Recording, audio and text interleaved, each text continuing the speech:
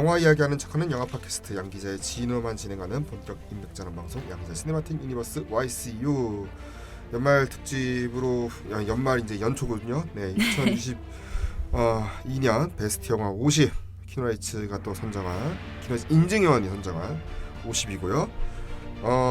지금 35위까지 얘기를 했는데 참고로 김경수 평론가님이 논문 때문에 가셨어요. 네, 논문이 제일 바쁜 시즌이죠. 이제 12월 말이니까 바빠가지고 네, 그렇죠. 지금 들어가셨고요.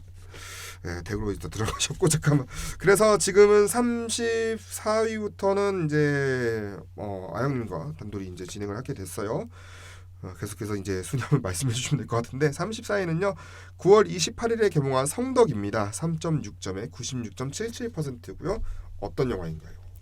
네, 열성적으로 좋아했던 스타가 일으킨 사건들로 인해 고통받는 팬들의 이야기를 다룬 다큐멘터리 영화입니다. 이게 그 영화 이제 홍보 때는 그 스타가 누군지는 사실을 안 네. 밝히려고 하죠. 네, 밝혀봤자 사실 좋은 게 없으니까. 네, 근데 뭐 이미 다 알싸는 다 아시겠지만 정준영 사건이죠. 네, 네. 알고 보니 네 성공한 덕후를 지칭했던 성덕이란 단어고. 그게 감독이 이제 과거에 그러니까 정준영 관련해서 또 예능 프로그램에 출연을 해가지고 그때 이제 서로 이제 알게 됐고 그 절친은 이제 그런 관계였는데 한 순간에 이제 성범죄자가 돼버렸고 결국은 이제 그렇죠. 범죄자가 된 스타의 팬덤의 일부가 계속해서 아무튼간에 좋아하는 이유를 찾으러 가던 중에 이게 또 연결이 어떻게 되면 박근혜의 석방 시위에 나선 태극기 부대까지 찾아가서 그걸 물어보는 거예요. 그러니까 이게 그렇다고 이 작품이 절대 그런 정치적 고발을 주제로 하는 건 절대 아니고요. 그러니까 왜 이런 팬덤이 이제 이렇게 가는 걸까는 거였고 참고로 감독이 부산국제영화제 시민평론단 출신이에요. 네네, 맞아요. 그래서 제가 그 활동을 하고 있는데 사실 그때 이제 이 영화를 봐야 된다 뭐 이렇게 말들이 되게 많았었는데 제가 티켓팅 못 해가지고 이게 티켓팅이 엄청 맞아요. 이게 네. 진짜 이 부산에서 한번 딱 되니까 그 다음에 뭐 광주 여성영화제도 있고 뭐 유수 영화제도 있는데 다 일단 티켓팅이 1순위 그냥 올킬. 저도 한 2번 정도 다 티켓팅 실패하고 아직까지 못 봤습니다. 아무튼 저는 이런 게 제가 이게 키노라이츠에서 재작년이었을 거예요. 2021년인가? 그때 최고의 작품 이제 50이 그때도 했었는데 거기에 상위권에 있었던 다큐멘터리 영화가 그거였어요. 내 언니 전지현과 나였어요. 아, 네네. 그것과 연결돼서 부천에서 했던. 네네. 네. 2020년대 한국 독립 다큐멘터리의 흐름이 이 그 내 언니 전지현과 나로 시작해서 성덕으로 이어질 거라는 생각을 해봤어요. 그러니까 이제 사람들이 직접 참여하는 이제 그런 서브컬처 문화가 이제는 그걸 밖으로 이제 나가는 거잖아요. 그러니까 서브컬처 대중문화 팬덤이 사실 누군가에게는 마이너리티하다라고 얘기를 하겠지만 이제 이게 연대의 힘으로 아무튼 뭉치는 내용들이고 그러다 보니까 이게 독립영화계의 중심으로 갈 수 있는 어떤 그런 흐름을 상징하는 게 요 두 작품이었던 것 같아가지고 그런 게 상당히 의미 있는 작품이라고 생각을 했어요. 네, 그래요. 32위로 넘어가서 공동 32위인데 공동 32위는 4월 8일 개봉한 먼저 메탈로드가 있네요. 이거는 넷플릭스 오리지널인데 3.6점에 100%입니다. 어떤 작품인가요? 네, 아웃사이더이지만 메탈의 모든 것을 건 고등학생 헌터와 케빈이 밴드 경연대회 우승을 위해 고군분투하는 내용을 다룬 영화입니다. 근데 이 작품은 사실 저도 못 봤어요. 그래서 일단 다음 작품 넘어가서 네. 너무 바로 넘어가고 3월 24일 날 개봉한 공동 32위 또 하나 더 있어요. 어거스트 버진이라고 3.6점에 100% 기록한 작품인데 요거는 또 어떤 작품인가요?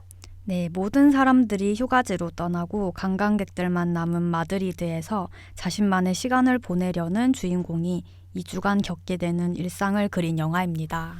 네, 이 작품이 뭐 간단하게 얘기를 하자면 시놉시스만 얘기하면 이런 거예요. 그러니까 전직 배우 사전사살의 전직 배우 에바가 있는데 이제 8월에 스페인 수도 마드리드를 딱 간 거예요. 근데 마드리드 주민들은 요 시기가 되면은 이제 너무 더우니까 이제 태양이 너무 뜨겁고 그래가지고 타지로 장기 휴가를 떠난대요. 네. 그래서 이제 그 집에 이제 그 비어 있는 집 있잖아요. 그 비어 있는 집들이 보통 그러니까 우리나라 따지면 뭐 그런 거죠. 뭐 에어비앤비 이런 느낌. 네, 2주 휴가 딱 그 지인 집에서 빌려가지고 홀로 남는데 근데 관광 도시잖아요. 그러다 보니까 축제는 열리는 거죠. 네, 축제는 열리고 거기서 2주 동안 이제 다양한 인물들을 만나면서 자기를 찾아가는 그런 작품인데 이 감독이 이제 호나스 트루에바 감독이 연출했는데 이 작품 약간 그런 거예요. 에릭 로메르 감독의 유산을 계승했다는 평을 아무튼 이 작품이 받았어요. 네. 네. 그러니까 예를 들면 뭐 그런 거죠. 이 감독 그 녹색광선에서 영감을 받았대 안 그래도. 아, 네. 그러니까 녹색광선도 그 휴가지. 네, 휴가지 중 로맨스를 네. 찾아 나서는 영화 여정이었고 네. 같이 휴가를 떠난 사람이 없어서 어쩔 수 없이 도시에 머물러야 하는 여자가 나온다면은 그 녹색광선에서 네. 이 영화에서는 자기가 원해서 도시에 남기로 한 여자가 나오니까 여기에 차이점이 있다라고 얘기를 했어요. 아무튼 이 작품은 그러니까 코로나19 팬데믹을 가지 못한 외국 여행, 특히 뭐 타지는 더 먼 곳은 지금 이제 간신히 갈 수 있을까 말까 정도니까 정말 그래도 여름에 보기엔 딱 나쁘지 않은 작품이 아닐까 싶은데 예. 아무튼 평점이 3.6점 100% 이렇게 나왔고요. 네. 자, 31위는요. 8월 17일에 개봉한 이제부터 3.7점입니다. 노비인데요. 84.67%입니다. 어떤 작품인가요? 네, 말농장을 운영하던 남매가 UFO 추정 물체를 목격한 후 벌어지는 이야기를 그린 영화입니다. 네, 주간 양기자 12호에서 다룬 적이 있긴 하지만 사실 아영님이랑 사실 저랑 이게 처음 만났을 때 막 술자리 처음 만나가지고 그때 제일 잘 나갔던 영화 중에 하나가 노비였거든요. 맞아요. 네. 그래서 노비에 대한 얘기를 엄청나게 막 서로 막 하고 있었는데 그때 아마 김경수 평론가님이 아마 그것도 저희 YCU 정규 에피소드에 있어요. 노비 별로 안 좋다고 한 이야기를 그때 방송에서 들을 수 있어요. 네, 거기 있는데 저도 좀 들어야 될 것 같아요. 궁금해가지고 오늘 들을 수 있을 줄 알았는데 오늘 들을 수 있으면 나가버렸어. 네. 별을 2개 주고 그냥 가버리셨거든요. 왜 그랬는지 한번 들어봐야 되는데 그거는 아쉽네요. YCU 저희 그 과거 에피소드에서 들으실 수 있고요. 근데 저는 별 4개인데 별 4개 반을 주셨단 말이죠. 아, 네. 네, 어떤 의미에서?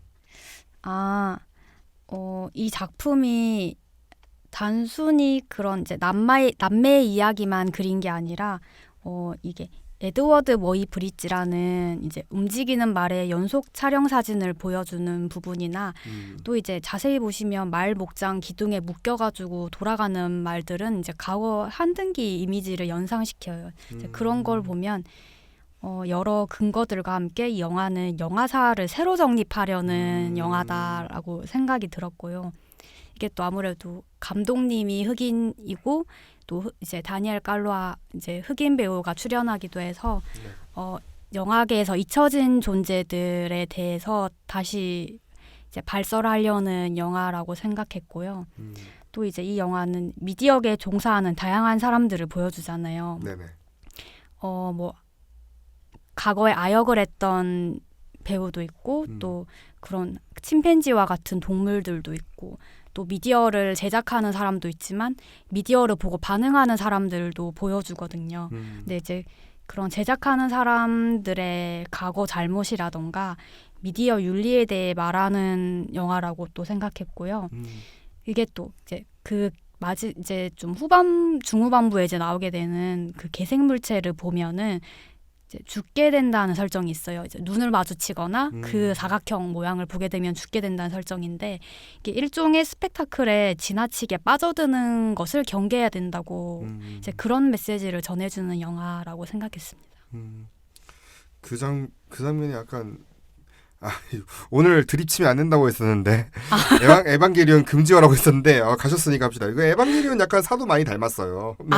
네, 오 진짜요. 사도에서도 약간 그런 그러니까 뭔가 형태가 뭔가 괴물 그냥 일반적인 그냥 우리가 예측할 수 있는 동물의 모습 무료한 괴생명체 그게 아니고 갑자기 이거는 뭔가 해파리처럼 생긴 그렇죠. 해파리도 있고 그 네모나타는 그 모양 자체가 뭔가 인공적이고 뭔가 사실 그러니까 어떤 동물이 갑자기 그렇게 딱 그렇게 네모날 수가 있지? 그 모양체가 그런 느낌이잖아요. 그거는 인공적인 거잖아요, 뭔가. 근데 사각형이어서 또 카메라처럼 보이기도 하는 것 같아요. 그러니까요.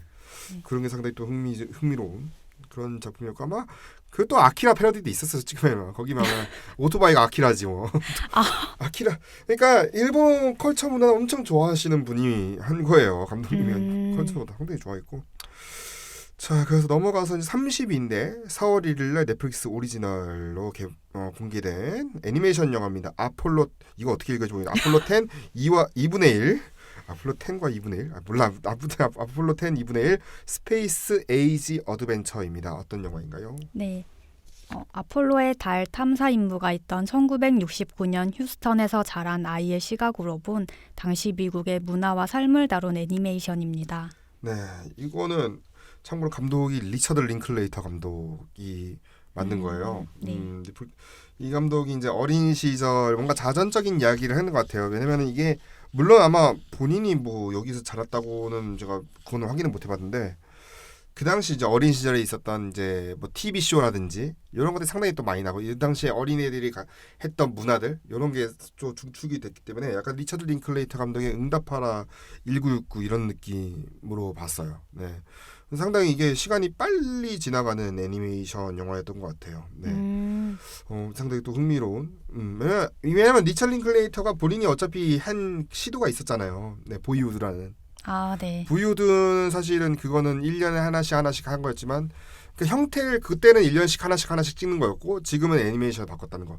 그러니까 보통 일반적인 극영화로는 절대 만들지 않겠다는 그런 게 있는 것 같아요. 물론 그건 있죠. 에브리바디 원스 썸 같은 그냥 자신의 청년기 시절에 그런 오마주는 있었지만 그랬던 영화였던 것 같고요. 29위 넘어가서 12월 28일 날 개봉한 스테이지 컴페티션입니다. 3.7점에 88.89%인데 어떤 영화인가요?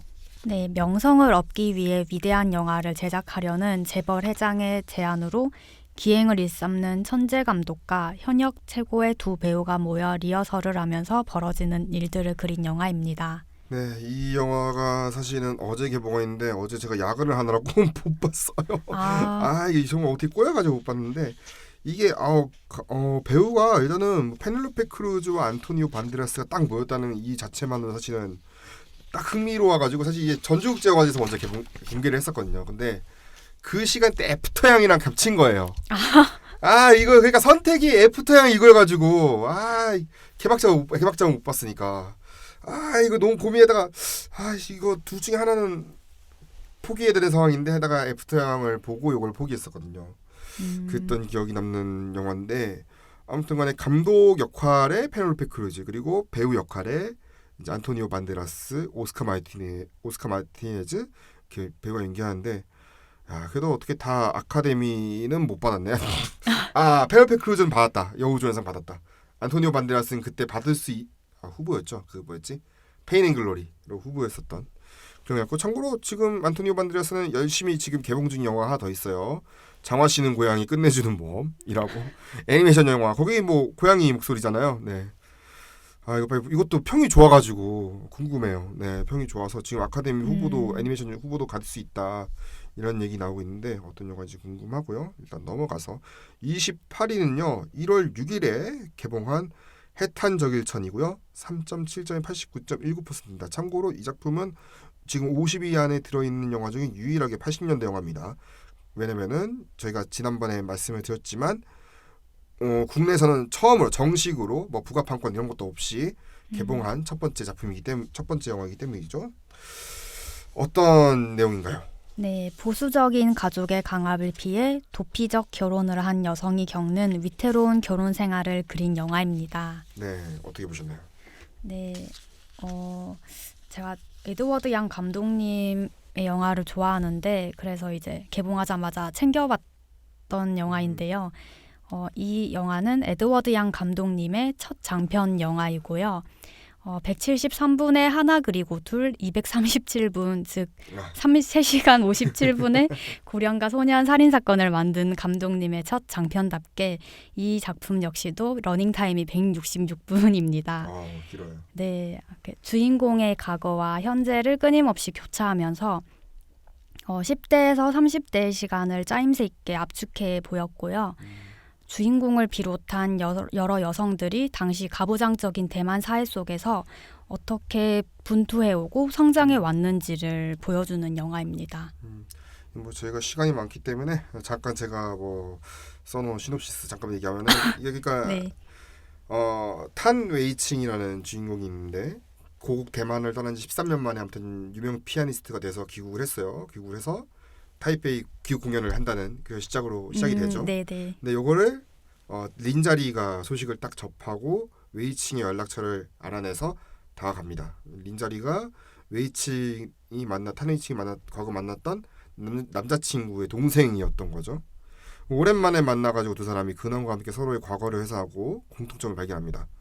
그러니까 자리의 오빠는 피아노 교사로 활동했던 웨이칭을 사랑했지만 가부장적인 아버지의 반대로 인해서 사랑을 포기하고 정략 결혼을 택한 거였고 웨이칭은 어쩔 수 없이 유학을 선택해야만 했고 훗날의 유명 피아니스트로 활약을 하게 됩니다. 근데 자리 역시 아버지로부터 정략 결혼을 강요당하지만 불행한 인생을 살던 오빠를 보면서 사랑하던 더 웨이를 만나 결혼해서 따로 타이페이에 살림을 차립니다. 근데 정작 회사 일로 바쁜 나머지 무신경한 거죠, 더 웨이가. 그래서 결혼 생활이 위기를 맞이하고 그러던 중에 자리의 남편이 하루아침에 해변에서 실종되는 상황까지 벌어집니다. 네. 이게 이제 이 감독이 이제 대만 뉴웨이브라고 이제 얘기를 하잖아요. 네네. 왜냐면 허우샤오시엔 감독님과 함께. 네. 이게 왜냐면은 대만 영화는 그때만 해도 주로 중국 공산당에 맞서는 정치 선전의 도구였던 건데 이게 이제 대만의 경제가 급속도로 이제 발전하면서 아까 말씀드린 새로운 물결 뉴웨이브 작품들이 등장했고 우리나라도 똑같은 것 같아요. 우리나라도 1980년대 후반에 민주화 물결 타면서 그때 코리안 뉴웨이브 이른바 그런 작품들이 나오기 시작했고 에드워드 양 감독이 그래요. 아까 166분 엄청난 네. 길긴 한데 그래도 아무튼 일상의 미학이 담긴 그런 유려한 미장센도 있고. 네. 그리고 이 작품이 크리스토퍼 도일이라는 촬영 감독으로 맞아요. 유명한 감독님의 데뷔작이기도 해요. 그러니까 두 감독이 이제 정말 이 작품으로 일단 크리스토퍼 도일 촬영 감독이 아시아 태평양 영화제 촬영상을 받으면서 신고식을 치렀고 요걸 네. 발판으로 삼아서 이제 홍콩으로 네. 옮기게 왕가희 되죠. 감독님과 함께. 네, 왕가희 감독님과 함께 이제 하죠. 네. 아비정전, 중경삼님 엄청 많네. 동사서도. 동사서도, 타락천사, 화양연화까지 등등등 네. 또 있어, 더 있고 아무튼 이걸로 이제 칸 영화제 촬영 공로상까지 받게 되는 이런 이력을 보여줬고 참고로 이게 있어서 촬영하다가 그러니까 어떤 에피소드가 있었냐면은 그러니까 에드워드 양 감독이 이제 러브콜을 했어요. 왜냐면 그때 크리스토퍼 도일 감독이 호주 출신이었고 네. 중화권 문화에 심취해가지고 대만에서 TV 프로그램 카메라맨으로 이제 활약을 했던 거예요. 근데 영화계의 첫 발을 이걸로 내디니까 영화사 내부 촬영 감독이 아니고 웬 영화 촬영에 전무했던 감독을 데려오니까 영화사랑 갈등을 많이 빚었대요. 그러니까 에드워드 양 감독이랑. 그래서 촬영이 중단될 뻔한 해프닝도 있었고 촬영이 시작됐는데도 문제는 촬영이 시작됐는데 두 감독이 이제 작업 방식이 확고하게 다른 거예요. 그래서 또 그걸로 마찰이 있는 거예요. 그러니까 에드워드 양 감독은 장면을 어떻게 촬영할 것인지 디렉션을 명확하게 안 주는 스타일이고 근데 크리스토퍼 도일 감독은 역시 그것도 자신의 방식이 아닌 거예요. 그래서 그걸 또 양보 없이 맞서게 됐고. 그래서 그때만 하고 네. 갈라지신 근데 물론 이거는 홍보사의 의견입니다. 홍보사의 의견인 것 같아요. 각자 고집스러운 철학이 조화를 이루면서 영화의 완성도를 높였다. 이건 영화 홍보사의 의견인 것 같은데 아무튼 그렇게 돼서 이제 가셨다. 좋은 감독님 만나러 가셨다. 왕가희 감독 만났다. 첫 데뷔작인데도 그런 그 액션 그 자동차 이제 린자리의 남편이 이제 차선 변경하면서 막 엄청 세게 운전을 하는 장면이 있는데 그 장면은 좀 인상적이었던 것 같아요. 맞아요. 자, 그러면 27일 넘어가서 6월 1일 개봉한 애프터 양입니다. 3.7점에 90.42%고요. 어떤 내용인가요? 네. 함께 살아가는 AI 양이 작동을 멈추면서 벌어지는 가족의 이야기입니다. 네. 사실 이게 맨 처음에 저는 전주에서 맨 처음 이제 봤을 때 오프닝부터 막 춤을 추네. 갑자기 뭔 내용이지? 근데 갑자기 너무 고요해지는 거야. 내용이 왜 이렇게 춤추다 갑자기 왜 조용해져. 맞아. 영화가 시작이니까 조용해져. 이거는 그래. 참 힘들었어. 사실 보는데 너무 힘들긴 했어. 아 그래요? 네. 보는데 힘들긴 했는데 아무튼 그때 부산에 전주에 내한을 또 하셔가지고 네. 그 배우 그 콜린 파렐이 내한한 건 아니고 지금 감독님도 아니고 감독님 바쁘셨어. 감독님은 그때 일정이 이제 그 뭐야 파친코도 있고 여러 가지 이제 네네. 프로모션도 해야 되고 네. 코고나다 감독이 막 바쁘니까 저스틴 H민 이제 아. 양 역할을 했다 저스틴 H민 혼자 온 거예요. 와가지고 네. 별별 질문을 다 받은 거예요. 어떡해. 아, 나 진짜 나 그때 질문 듣던 것 중에 좀 웃겼던 게 팬인 것 같은데 왜 네. 여기서 춤추는 거는 SNS 안 올리냐 막 이런 질문 나오는 거야. 한 주면 한 뭐라고 6개, 말해. 한 6개 지나니까 올리겠대. 뭐. 아무튼 사진은 열심히 저도 잘 찍고 왔는데 어떻게 보셨나요? 전 이 작품 사실 한 번 봤는데 마차에 있잖아요. 이제 그렇죠. 다시 보려고 쟁여두는 작품이고요. 가족 이야기의 테크노 사피엔스 또 아시아인의 정체성 등 좀 다층적인 의미를 입혀가지고 뻔하지 않은 가족 영화가 된 작품인 것 같고요. 이제 그 가족이 입양 가족이고 다인종으로 구성된 가족이기도 한데 그 영화를 보시면 그 양이 미카에게 다른 곳에서 옮겨 심은 나무에 대해 말하는 장면이 있어요. 이제 맞아. 그 장면의 의미를 좀 곱씹으면서 보면은 이 감독님이 가족에 대해 어떻게 말하고 싶은지를 알 수 있을 것 같고요. 또 이제 기억과 영상을 결부시켜서 편집한 부분도 저는 좋았던 것 같아요. 정적인 영화인데 그 장면에서는 이제 편집으로 반복된 숏들을 보여주면서 좀 영화적이고 매혹적인 순간이다라고 느꼈고요. 다시 보고 싶은 작품이다 역시 계속 생각했었던 것 같습니다. 이게 원작이 알렉산더 와인스틴의 단편소설 양과의 안녕이라는 작품인데 네. 거기는 이제 진보적인 미국인 가족이 중국인 소년에 입양하고 입양한 딸이 중국의 문화를 잊지 않기 위해서 양육 도우미 안드로이드 양을 데려오면서 벌어진 이야기는 비슷한데 이건 이제 하면서 특정된 시기가 언급되지 않지만 그렇게 먼 미래는 아닌 것 같아요. 이 작품이 보면은 네. 세계적인 기후 위기로 인해 가지고 그러니까 인간 사회가 도심과 시골이 혼합된 형태로 회귀를 했고 그래서 약간 주민들이 직접 작물을 재배하는 자급자족의 시대가 된 거라고 하는데, 그러니까 코고나다 감독이 집에서 해야 되는 노동력이 더 필요한 만큼 안드로이드가 스마트폰만큼이나 흔한 것이 됐다라는 걸 전제로 작품을 써내려갔대요. 그래서 네. 가전을 수리해야 하는 짜증나는 그런 제이크의 볼일로 시작이 된 거죠, 어찌 보면은.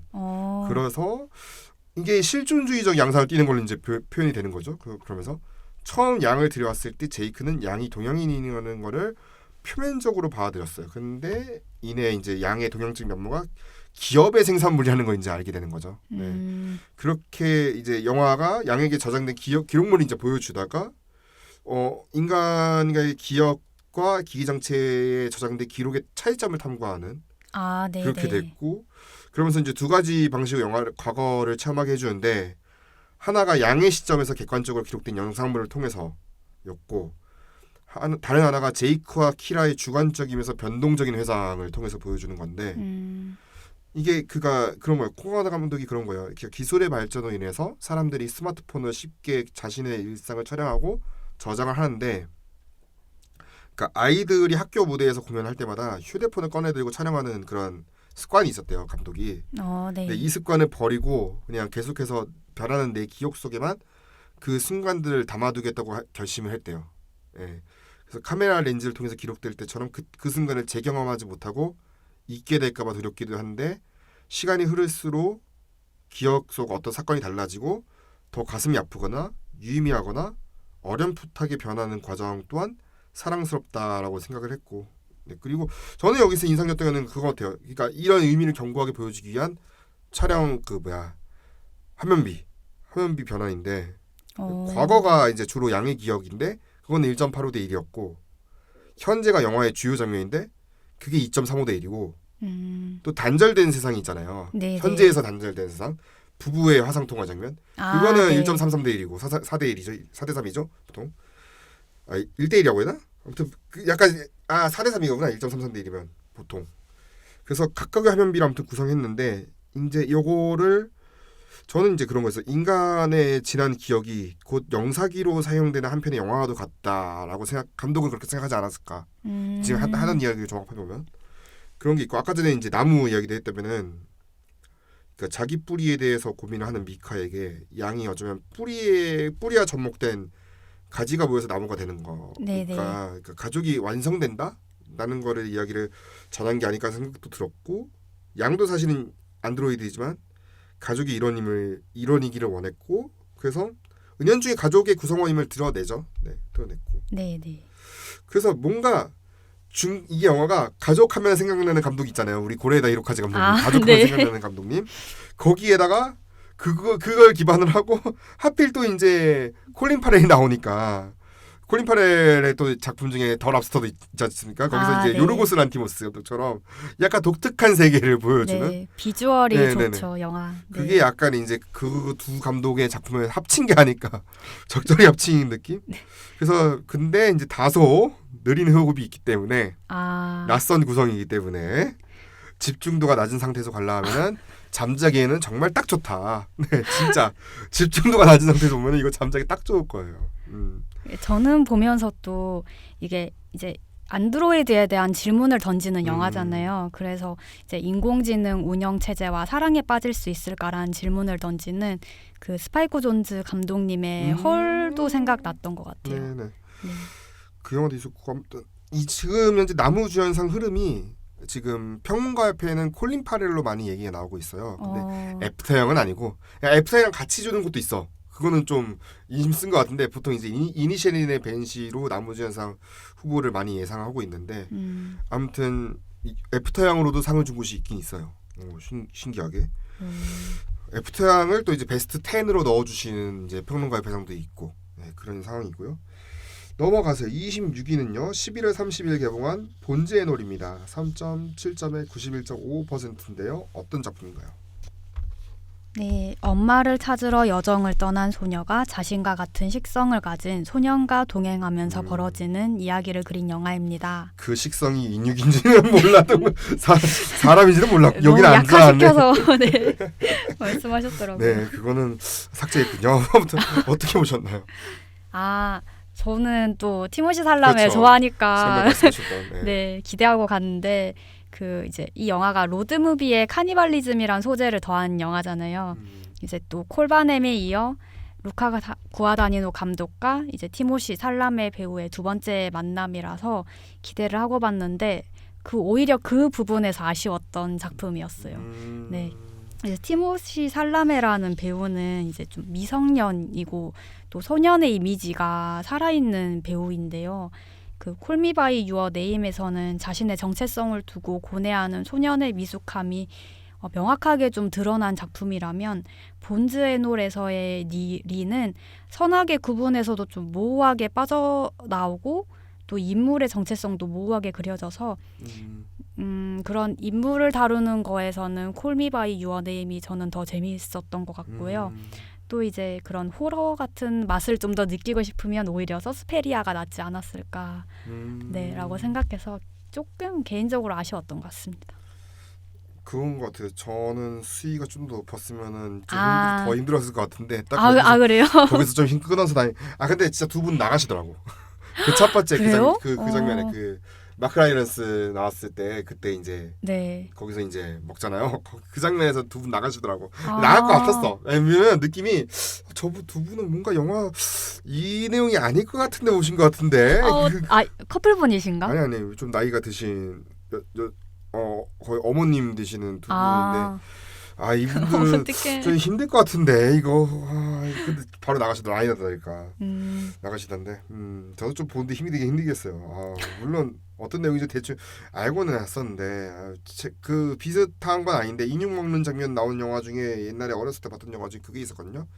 그거는 재난 영화니까 얼라이브라고 안데스 산맥에서 이제 조난 당하니까 어쩔 수 없이 해야 되는 선택이 죽은 사람이라도 먹어야지 사니까 그런 이야기였는데 거기는 그래도 대놓고는 보여주지 않거든요. 대놓고는 그렇죠. 여긴 장기가 나오죠. 네, 근데 여기는 뭐가 막 나와. 뭐가 막 나오고 막 머리카락도 막 꼬고 막 하는데 근데 뭐 그 루카 두아이너 감독도 사실 그건 그러니까 아까 전에 제가 뉴웨이브 대만 뉴웨이브 얘기한 것처럼 이것도 아메리칸 뉴웨이브에서 많이 따온 것 같긴 해요. 감독님이. 아, 네. 네, 그러니까 뭐 저희가 그때 제가 주간 양기자에서 이 몇 회였지? 26호에서 얘기를 하는데 그러니까 딱 1980년대가 아메리칸 뉴웨이브가 약간 쇠퇴하던 시기였어요. 그러니까 그때 이제 할리우드 블록버스터 막 왕창 나오니까 이런 영화 돈도 안 되고 뭐하러 만들어 이런 느낌들이 좀 있었던 시기였고 네. 뭐 우리에게 내일은 없다도 있고 이지라이더도 있고 사실 둘 다 결말은 안 좋았거든요. 결말 안 좋은데 여기도 어찌 보면 결말이 안 좋은 쪽이긴 네. 하죠. 네, 안 좋은 네. 쪽으로 가긴 하는데 그러니까 그런 것도 있고 아니면 사회 주변부 인물들인 것도 있고 만약에 사회 중심부 인물이었으면 이거 좀 얘기가 달라질 수도 있겠지. 뭔가 고위층의 애인데 갑자기 알고 보니 막 그러니까 완전 고위층의 애 아이인데 알고 보니 얘가 막 사람도 먹고 다녀. 그럼 약간 그건 내용이 완전히 달라지는 거잖아요. 네. 그러니까 일부러 그런 것도 있고 근데 근데 그렇게 보면은 사실 그렇게 보면 그냥 뱀파이어 영화인데? 라고 생각하겠지만 근데 우리가 생각하는 그런 영화가 아니잖아요. 그러니까 그러니까 이 감독에게 생각했던 영화는 그런 게 아니니까. 좀 단순히 인육을 먹는 사람들의 이야기라고 볼 수도 있겠지만 이게 어떻게 보면 사회와 문명에 갇혀 있지 않은 소수자들에 대한 그렇죠. 영화이기도 해서 소수자들에 대한 영화이기도 하고. 네. 요거는 아무튼간에 감독상을 아무튼 받았어요. 아마 루카 구아다이너 감독이 베니스에서 받았는데 이 작품으로 아마 본인이 했던 얘기에 뭔가 그쪽에서 감독상을 줬다는 건 뭔가 결정판이겠다라는 생각도 들었을 것 같기도 한데 여러 가지 요소들이 다 섞여 있으니까 본인이 했던 작품들에 대한 요소들이 골고루 섞여 있기 때문에 이 작품이 아니구나. 미안해요. 죄송해요. 이 작품이 아니고 이 작품 본제널로 받은 게 아니고 저거 베니스는 저기 받았어. 저 감독상은 저기 아마겟돈 타임 받았다. 헷갈렸어. 큰일 날 뻔했다. 아마겟돈 타임으로 또 저기 정정방송할 뻔했네. 그래 이거 아마겟돈 타임에서 그 감독님이 받았어요. 거기는 진짜 제임스 그레이 감독님의 네. 그런 모든 축소판이 다 맞아요. 나 큰일 날 뻔했다. 참고로 안타깝게도 아마겟돈 타임이 원래 50위 안에 있었는데 막판에 바뀌었어요. 그래서 좀 아쉽다. 딱 60위권 안에는 있을 건데 아마겟돈 타임이 상당히 더 부산에서 마지막 영화였었는데 상당히 좋은 선택이었거든요. 요거 혹시 이제 개봉이 이제 끝났기 때문에 거의 이제 IPTV로 좀 있으면 풀릴 것 같은데 요것도 풀리시면 좀 보시면은 좋을 것 같아요. 저는 좀 추천드리고요. 네. 실수 덕분에 영화 추천까지 했네. 실수 덕분에 야 큰일 날 뻔했다. 야 이거 또 지적 방송 날 뻔했어. 자 넘어가서요. 그러면 24위입니다.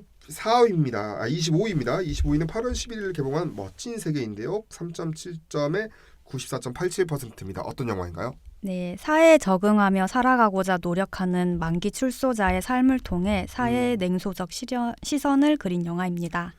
자, 이거는 제가 저기서 봤었는데 저기 뭐야 압구정 저기 CGV 저기 뭐야 그 아트하우스에서 봤었는데 네. 사람이 사실 별로 없었어요. 밤 시간대 저녁 시간 때는 사람 별로 없어. 프라임 타임인데 아무튼 이거 봤을 때 느꼈던 거는 저희가 주간양 기자에서 얘기를 했었습니다만 주간양 기자 11호에서 얘기를 했지만 감독님이 상당히 각색이나 이런 거를 잘한 것 같아요. 각본을 상당히 잘 쓴 것 같아요. 그러니까 실제 있을 법 그러니까 소설이 있군요. 원작이 신문장이라는 소설이 있어요. 이게 1990년 소설이거든요. 네. 그러니까 30년이 이미 지났단 말이죠.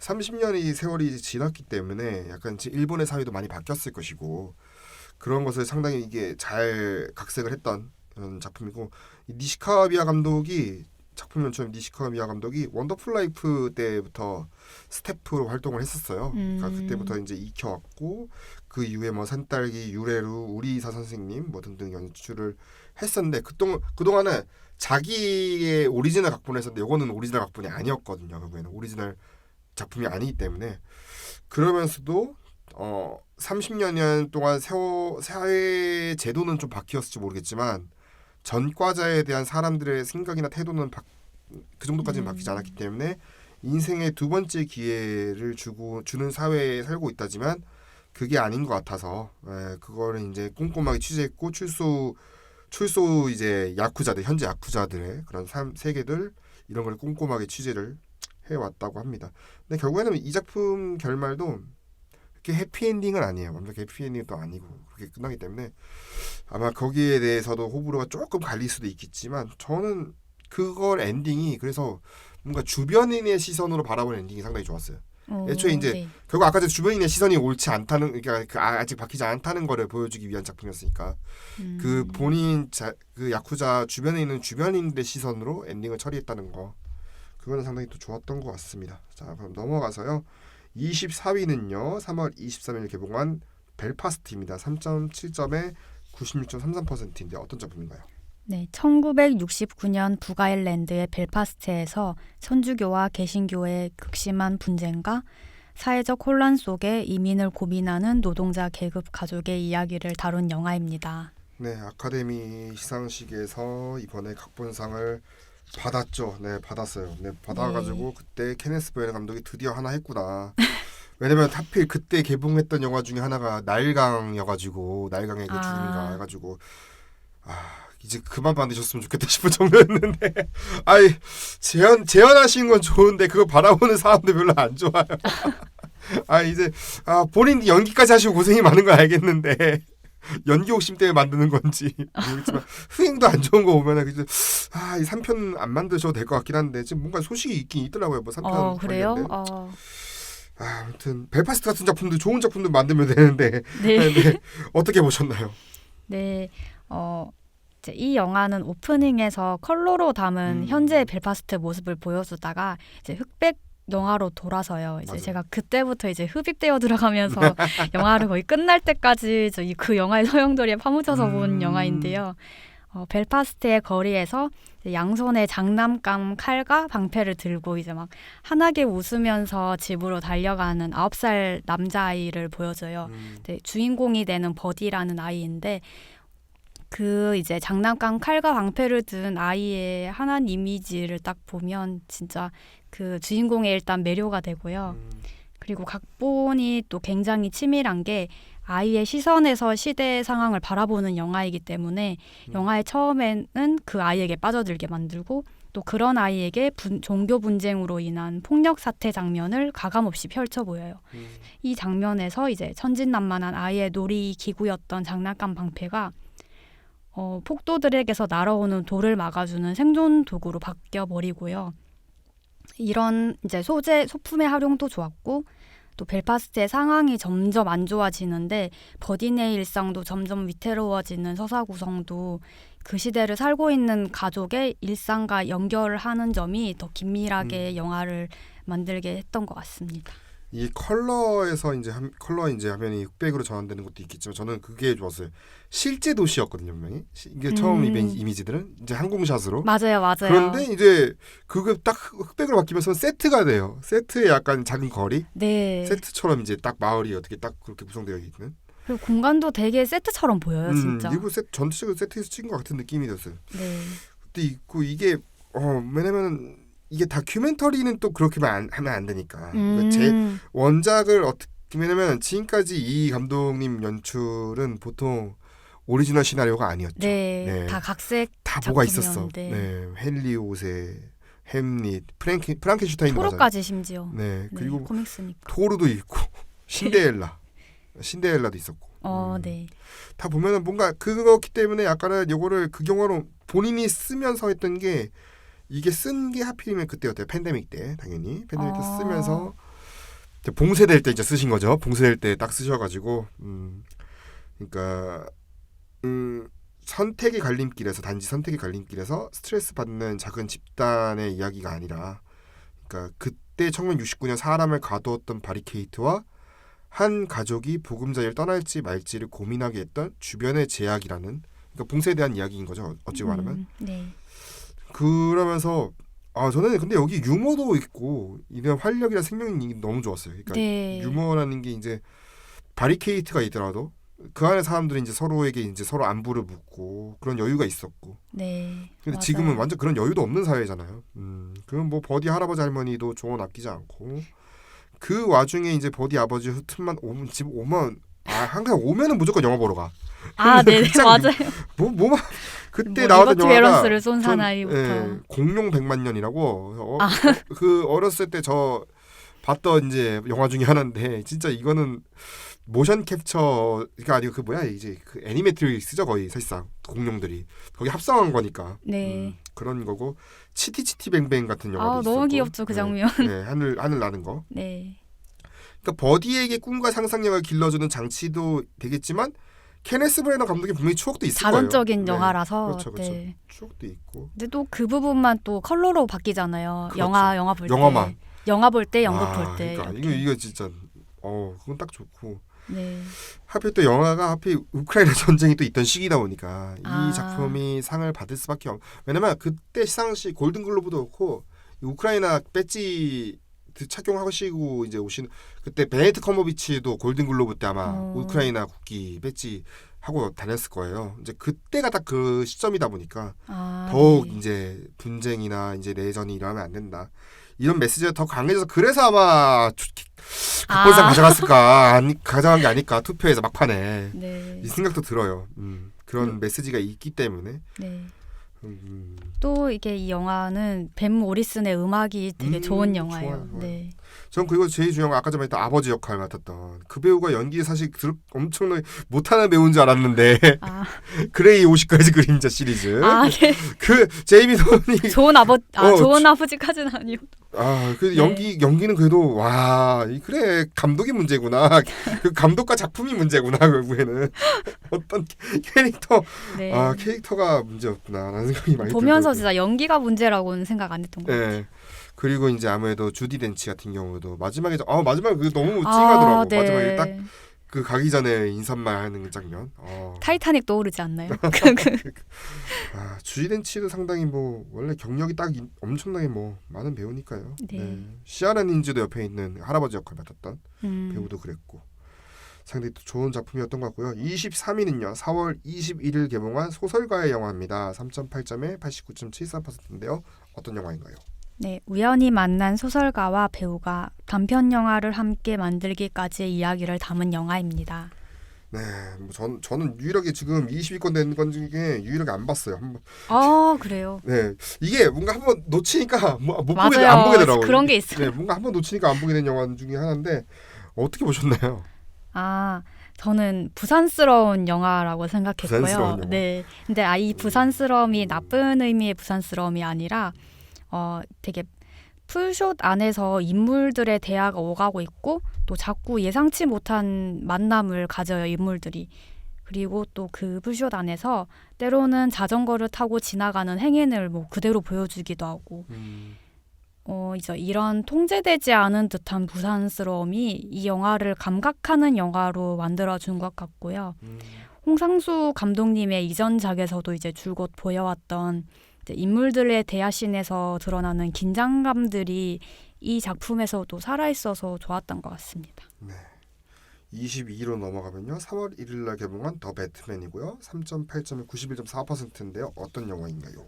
네, 고담시에서 연쇄살인을 저지르는 수수께끼 빌런 리들러와 부모님의 죽음에 얽힌 진실을 알고 정의와 복수 사이에서 갈등하는 배트맨의 대결을 그린 영화입니다. 네, 저희가 YCU 67화에서 이야기를 했기 때문에 일단 넘어갈게요. 저희가 시간이 그렇게 많지 않은 관계로 이제 아마 이게 아카데미에서는 감히 예상하건데 음악상 후보나 몇 가지 좀 시각적인 효과나 네. 한 몇 가지 3-4개 정도 이 당시에는 올라왔지만 좋은 영화여서 그 이상은 힘들 것이다. 작품상이나 이런 거는 힘들 것 같다는 얘기가 많고요. 네.